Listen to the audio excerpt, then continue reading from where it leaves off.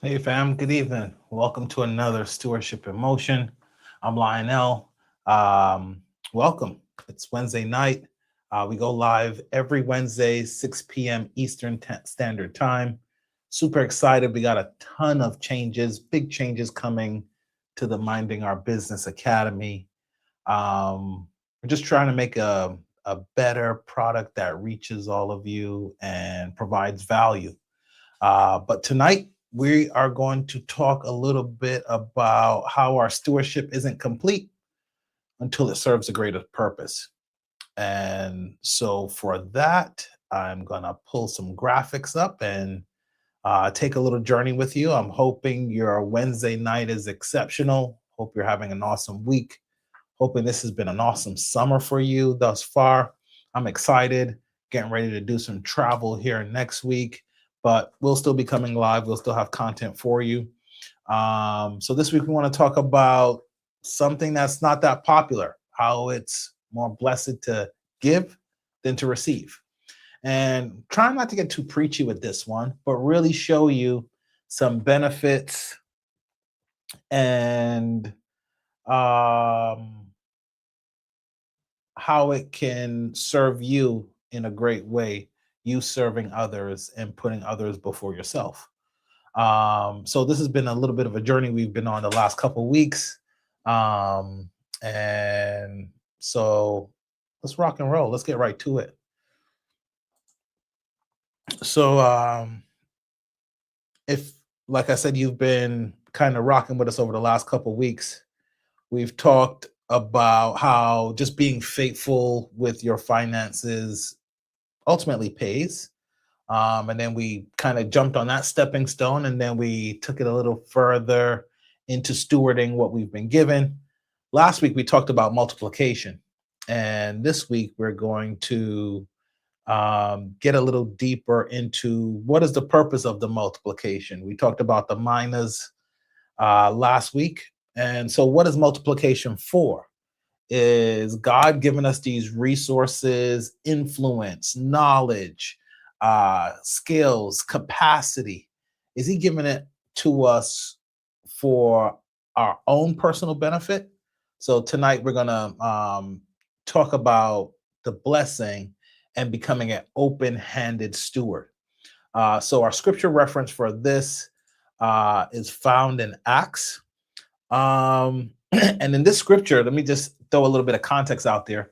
So Paul is saying farewell to the Ephesians, and he's reminding all of us and the Ephesians that his ministry wasn't just built on taking and extracting from others, but it was built around working for, serving, and helping those in need, spiritual need, physical need, financial need.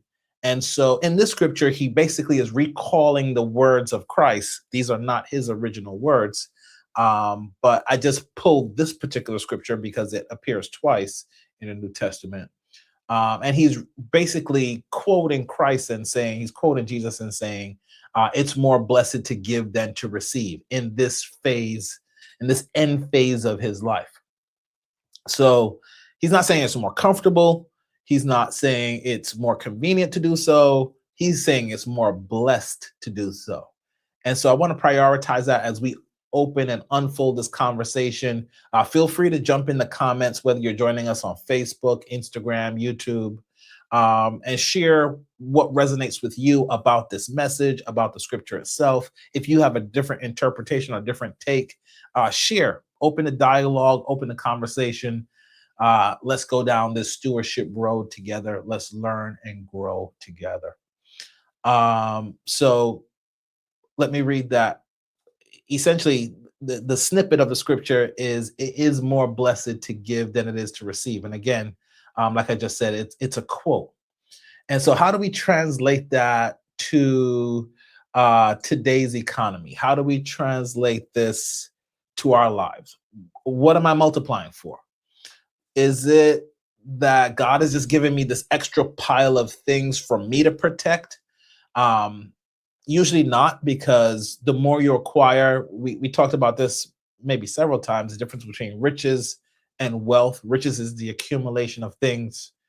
Wealth is the state of being where your basic needs are taken care of, and it doesn't require you to work to be living in your basic um, to be living and have your basic needs taken care of. Sorry, that was probably the best way to say that. I was thinking two different thoughts at the same time. So, is God just giving us this stuff so we can improve our own personal quality of life, our own standard of living?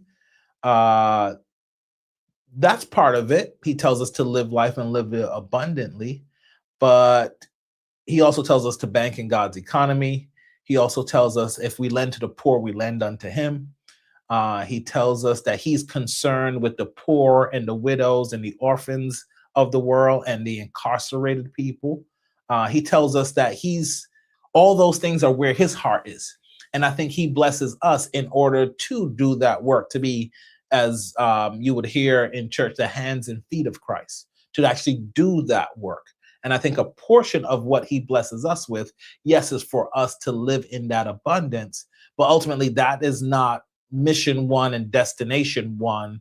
That is a benefit of it, but ultimately our minds should be centered around others, friends, families. I've talked about this all the time: initiatives, charities, ministries that resonate with us, with our purpose, align with our faith. We should be supporters. We should be carriers. We should be donators in all those spaces, depending on if it's fiscally, time, talent, treasure. Our generosity should extend clearly into all those areas and move us from beyond self preservation into a life of significance, impact. That's where I believe the impetus for the multiplication comes. The reason for the multiplication, the reason why we build, is for all of those reasons. But of course, there's a problem. We have our current realities that get in the way. So, what does our current reality look like? We have a plan to do something, but we don't, right? We make excuses. Once I get these credit cards paid off, I'll have some more money. Then I can start contributing to ministry. I can start paying the Lord's tithes. I can start doing these things. Once I get my emergency fund, because Lionel says we got to have an emergency fund. And once I have 3 months of my expenses, then I'll be in a better position to give. Right now, I'm raising these children and I got to save for college and all those things. So, once my kids are grown, then I'll be in a better place to give and support others. And on and on and on. We make up all these reasons why now is not the time. And it's many of the same reasons that we make, which is funny. We make those reasons around giving. We also make up those reasons around saving.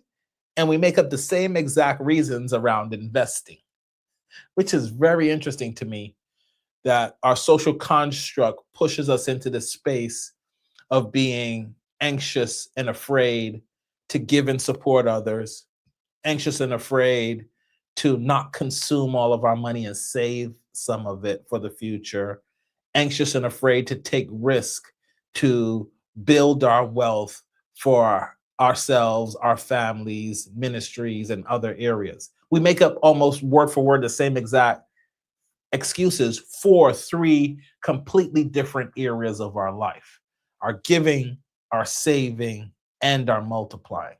And so today we want to take a look at the giving aspect of it. And your financial responsibilities, those aren't goals.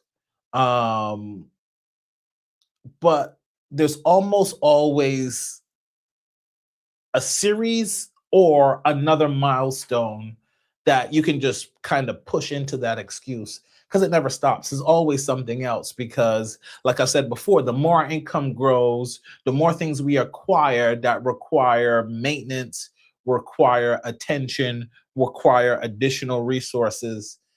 It just never stops. We'll always create something to consume the resources.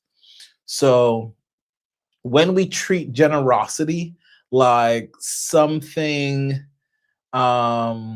what's the right words that we only need to do to kind of settle a requirement or to gain God's favor, and the posture is not um intentional, it's not true, it's not purposeful, then we set giving to the back burner and then it becomes an afterthought. So the challenge here is not just in the action of giving, it's also in our heart posture around why we give. um and not just thinking of, immediately in your mind, you might be thinking Malachi 3 and 10, right? And I had a conversation about this earlier, actually, with my workout group, that we focus a lot on the result, but and we do the action only to get the result.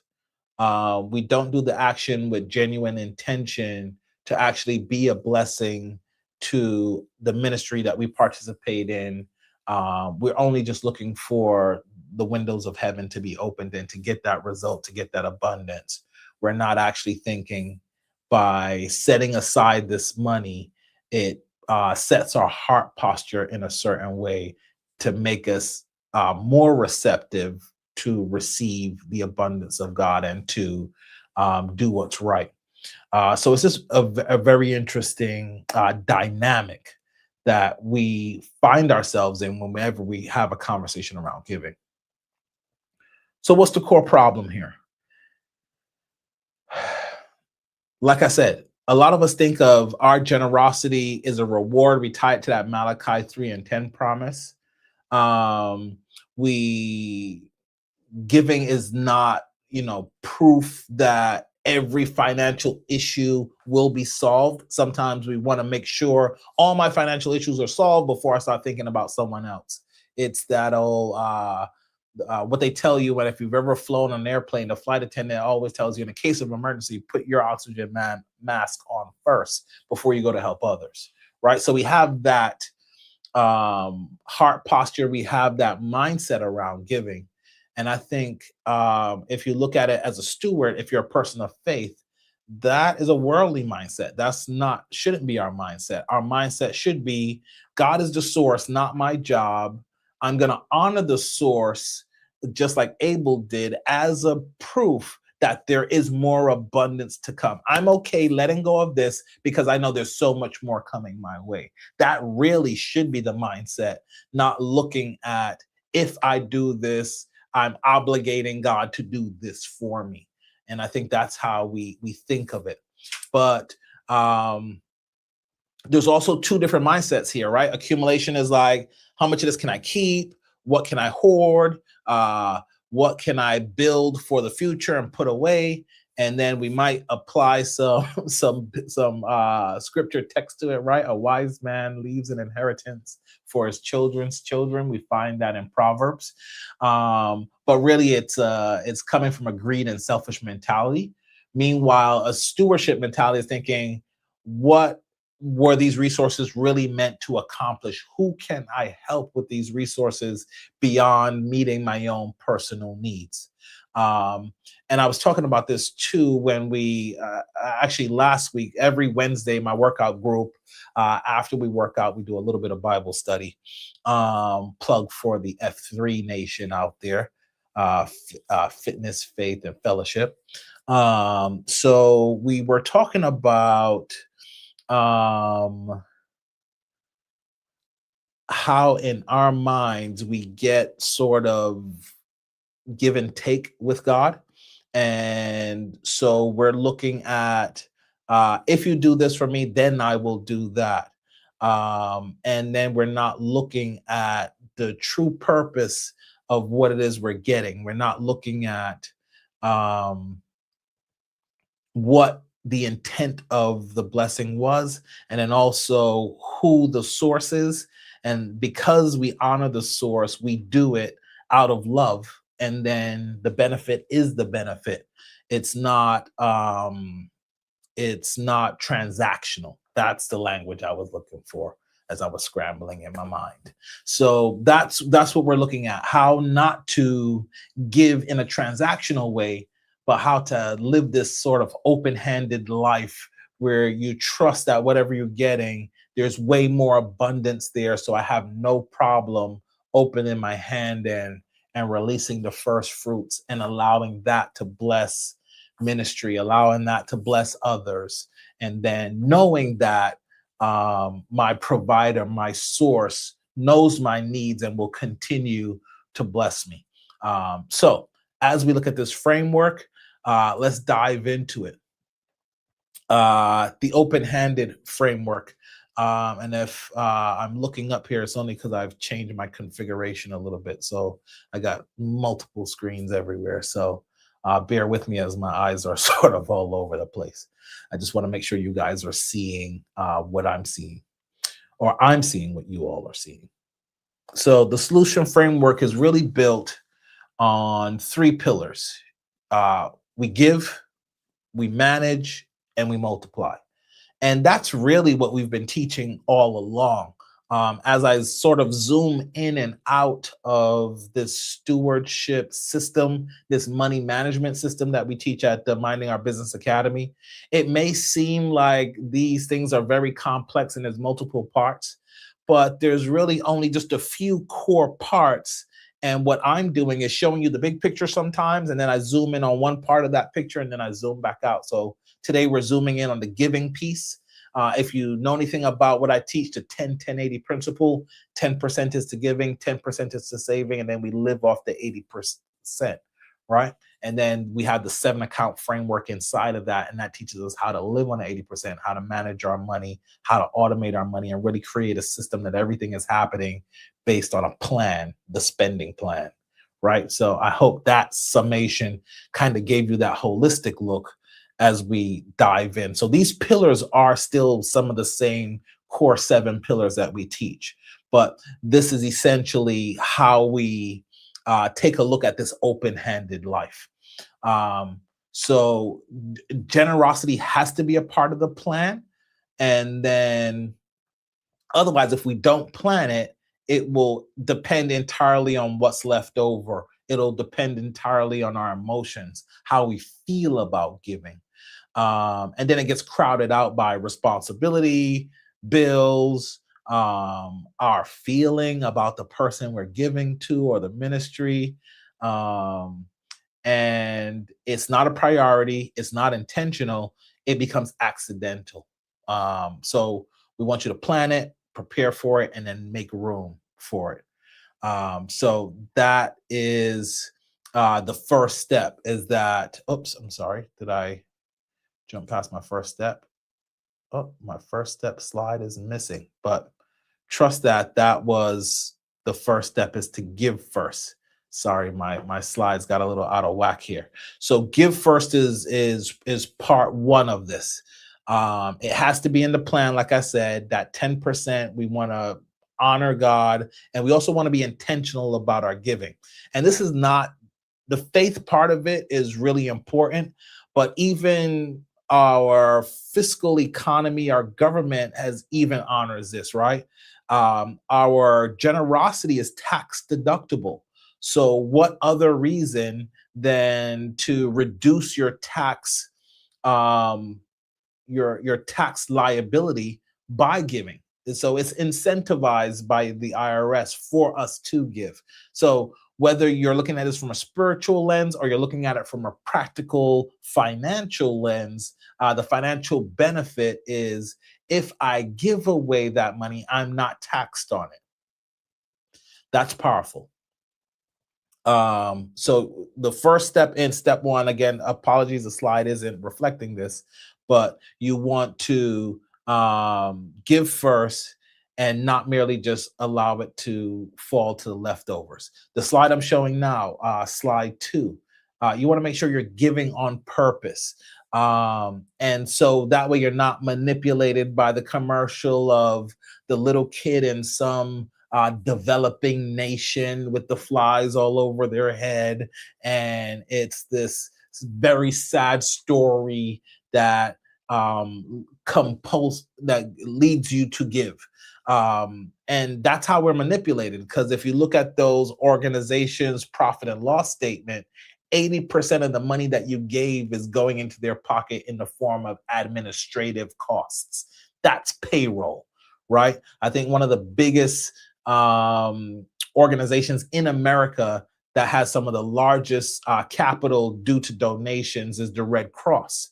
And over 80% of all of the dollars that the Red Cross collects actually goes towards payroll for their administrative staff, not towards that blood drive in some developing nation, not towards the calamity that has fell upon some developing nation. And even though they're using that to raise the dollars, understand that only 20 cents on the dollar is actually going towards that cause. 80% of it's going to the CEO's pay and the C-suite executives and all the employees that make up their marketing budget and all the employees that make up the Red Cross. So that's why we want to make sure it's intentional. We've done our research. We know these organizations, we know what they stand for. It aligns with our faith, our purpose, and our core values. And then we can plan it. And then there's no pressure. We're not responding to some sad story. We're not responding to some sort of plea for or cry for help. We're not comparing it to where we should put the money. And then there's no guilt involved because we're acting as a steward, we're acting as a manager, we're doing our due diligence, making a decision, and then making an allocation. That's really the habit I want to get all of you um, accustomed to, following that cycle of what is it, does it align with my plan, and what is the allocation. That should be the sequence that we go through in everything, with our savings, with our household, with our investing. That you should be going through some sort of iteration of that sequence, no matter where it is.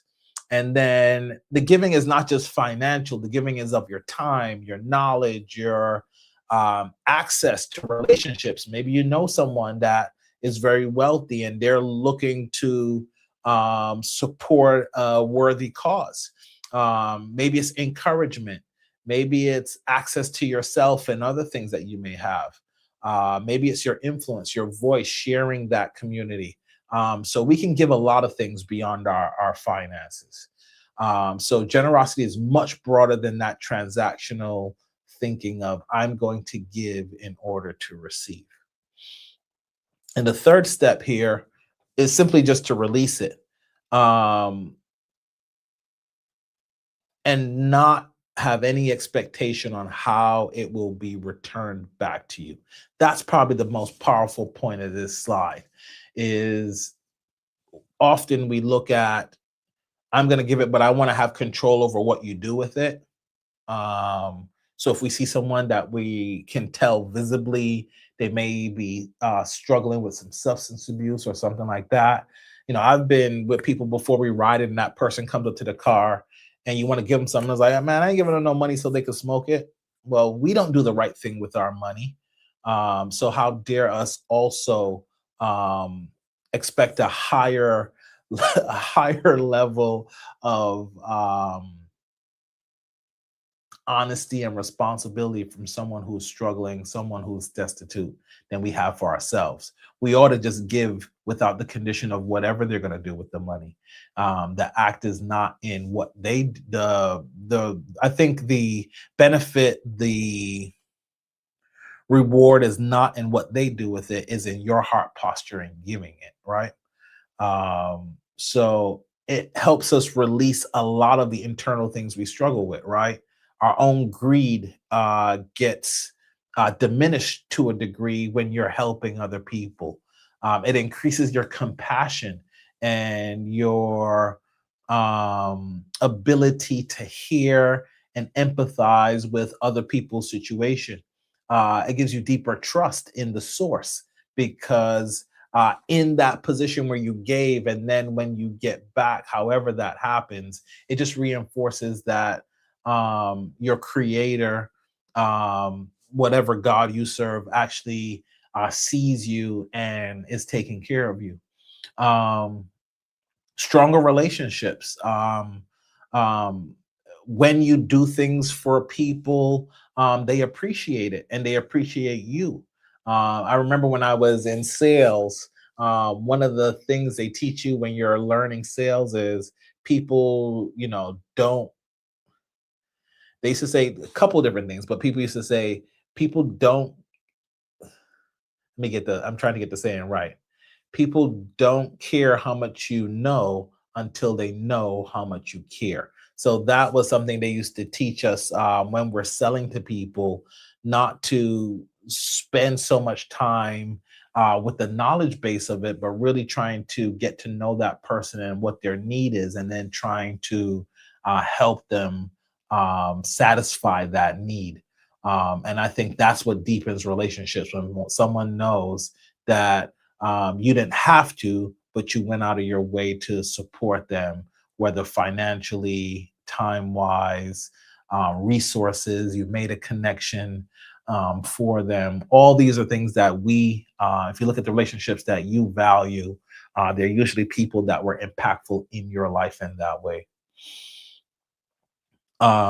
So again, I don't want you to engage in this for simply for the result, but it really just deepens our trust and help us relinquish our hold on the things that we have. And so this illustration that I want to kind of walk you through here, there's kind of two choices, and you can tell me if you've ever felt what you see in this illustration here. So it's two people, one that was intentional with their decisions, they planned and prioritized, they stayed faithful in their actions, and that led them to greater impact, legacy, significance, not just success, because I believe success is a selfish construct, but significance looks way beyond myself. Now I'm not just filling my vessel, I'm filling all the vessels around me. Or in times where you just did the basic, the status quo, and you did a little bit of hoarding, or you just thought about yourself. So I want more for my tomorrow. I want, and then it led you to actually being in a cycle of being delayed in attaining the things that you want, and then that just led you into excuses while you're in this delay. And then it's just this spiral effect of I'm doing the basic things, I'm not being intentional, I'm wondering why things aren't happening for me the same way they're happening for someone else. We begin to compare, and then we make excuses. Oh, this person had this, they had that. And we're not having that mirror moment and asking ourselves, uh, how am I living and walking out my faith? And is this something that's important to me and something that I want to value and engage in? So, open-handed stewards, what does that look like? Like I said earlier, we recognize that God is the source, not your job. God is also your security, not your money. And one thing I teach as well is the money's not your identity. It helps us to detach from our identity and what we have, what we wear, what we drive, because those are all the things that get us into these situations where we're misappropriating, we're mismanaging our money, we're trying to project a certain image, whether it's true or just a facade, and we're not being intentional about the way we live our lives. We're not being a good steward of the resources, the time, and the talent that we have. We're just taking this selfish approach to the way that we engage with others and the way that we leverage the resources that's been entrusted to us. So, put those resources to work, whether it be multiplying in order to support other people, making generosity a part of your plan and being intentional about it. And then the other part is building faith, trusting God with the outcome. Now that you've given that money and you're at a deficit, if it puts you into a deficit, trusting and leaning on God to fill that gap for you. And it just there's something about your gratitude that will increase once you are looking at how you could help someone else who doesn't have the abundance that you have. I know we're all looking for more, but there's always someone who has less than what we have. And by being intentional about our giving, it helps us to hone in on that empathy and connection that we have with others. So just to review here, I want you guys to ask yourself, what am I waiting till I have enough of before I start to become generous with others? Is it your money? Is it your knowledge base? For some of us, it's our knowledge and skill. We've acquired it in corporate America through experiences, and we feel like I've heard in some cultures, game is not to be told, it's to be sold, right? We're gatekeeping, as some of the young people say. We don't want to share the information without that person being able to reciprocate in some sort of way, without us gaining from that exchange. Um, uh, so I think that's really important. That's a really important question to ask ourselves as we review and reflect on this conversation. Um, and given isn't just from merely what remains. I think that that is really not a position that we should give from, not from a remainder position, but we should prioritize that. And like I said, is ultimately a heart posture that we take when we prioritize our giving and do that first. So, so just to review, as I have sort of our challenge here for you all to comment on. Was there a slide here with our challenge for the week? My slides got all out of whack here, so apologies. But I have a challenge for all of you, so I'll just um change up my view here, and I'll just share this with all of you, less the slides. So, our challenge for this week, if I could share that with you. This week, I want you guys to look at just one thing in your life that you can give intentionally. Don't wait till it feels like it's comfortable. I want you to just find something in your life, whether it's a specific amount of money that you're going to decide in advance, even before you get it, a specific amount of time that you could give to a ministry, an organization, a nonprofit, a skill that you could share with someone else that they could benefit from. Maybe it's encouraging someone who is struggling right now or going through a difficult season. It's hard for a lot of people here in America with the economy changing. Maybe it's that, or maybe it's a younger person who's not as far along the journey as you are, and you can share some influence and some insight and some wisdom with them. So I want to challenge you this week to find one resource that God has blessed you with that you could share and give to someone else. And then, like my screen just said a second ago, if I can put it back up here. Sorry about that. Um, Go ahead and comment give, and we'll give you some resources. So we'll reciprocate that generosity, whether it be a spending plan template that can help you and show you the percentages that you should be managing your budget, whether it's how to actually conduct your weekly money meeting, or for the last time, just for the next 2 days. The free community is still up. That's still available for 2 more days. Again, we're pivoting on the 1st of August. So if you want that content, all those templates, some of the foundational work on how to get your money management system implemented, now is the time. You can find us in its link is in all of our bios. So if you join from YouTube, Instagram, or Facebook, the link to the community is in the bio. And again, for just 2 more days, the free community will be accessible. And then after that, we're going to pivot and basically change the offering of what we're presenting to all of you. So now is a great opportunity.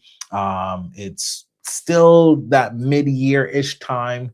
You still have a lot of time to put a plan in place and really work towards ending the year in the black. So I'll encourage all of you who are listening. I have a couple dozen people on here. Jump in the community, take advantage of it. It's going away in 2 days. With that, thank you. Thank you for this evening, and allow me to just leave you with this closing thought. Jesus didn't say it would always be easier. He said it would be more blessed. And a blessing is not simply that it doesn't always return like for like. If you give money, it doesn't mean that you'll get money back. And also, like I said, the most important part is your heart posture, and that your understanding is not all about you, and that there are others who could benefit from the abundance that's just in your life. So I I really think what God is saying to us is um, our blessings are not designed for you to put away for safekeeping. They're designed really for you to affect, influence, and elevate the lives of the people around you. So, with that said, I'm going to bid you all adieu on a Wednesday night. Take care of yourselves. Have an awesome and a safe summer. The outro will roll in a minute, but I want to say to all of you, thank you for all the support you've been giving us at the Minding Our Business Academy. The pivot that we're making is really to bring more value and expand the content that which we're teaching. So look forward to those changes as we make this pivot over the coming days and weeks. And I'm excited about some of the things that we'll be able to present and offer all of you. So have a great Wednesday night. And thank you for joining us for another Stewardship in Motion. I'm Lionel. And like, comment, subscribe, hit the notification bell, and all that other stuff out there. But ultimately, like the outro will tell you, stop scrolling and start minding your business. Take care. Have a good evening. Thanks for joining us at the MOB Academy. Now stop scrolling and go mind your business.